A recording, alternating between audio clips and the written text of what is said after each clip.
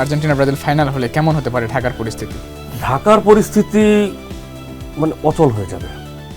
Argentina ব্রাজিলের যদি সরকারকে কি একটা সাধারণ ছুটি ঘোষণা করা লাগতে পারে? সরকার নিজেই ফুটবলের ভক্ত, কারণ আমরা দেখছিলাম আমাদের সম্ভবত পরিবেশ পরিকল্পনা মন্ত্রী বা মির্জা ফখরুল সাহেব বিএনপি, তিনি ব্রাজিলের খেলা দেখে অফিস করতে পারেননি, তিনি ক্লান্ত ছিলেন।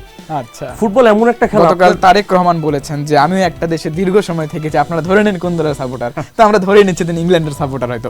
আপনি ফাতিন সাহেবের কথা যদি আমি ধরে বলি, যে কারফিউর কথা বলেছেন, কোথায় কি হবে যায় না, ঢাকা স্তব্ধ হয়ে যাবে, অচল হয়ে যাবে, এবং মনে হয় না সেই দিনকে সরকারের থেকে অনুমতি থাকবে পাবলিক প্লেসে খেলা দেখার।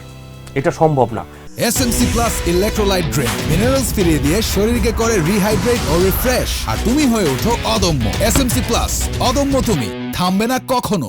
পাবলিক প্লেসে যদি ব্রাজিল আর্জেন্টিনা বিশ্বকাপের ফাইনাল ম্যাচ লাগবে না, আপনি কোয়ার্টারে দেন, সুপার 32-তে দেন, সেমিতে দেন, ফাইনালে দরকার নেই। আপনি যে কোনো, আপনি যদি গ্রুপ পর্যায়ে দিতেন, আপনি এই খেলা পাবলিক প্লেসে আয়োজন করতে হলে নিরাপত্তা ভেঙে পড়বে এবং যে কোনো রকমের অঘটন করতে পারে।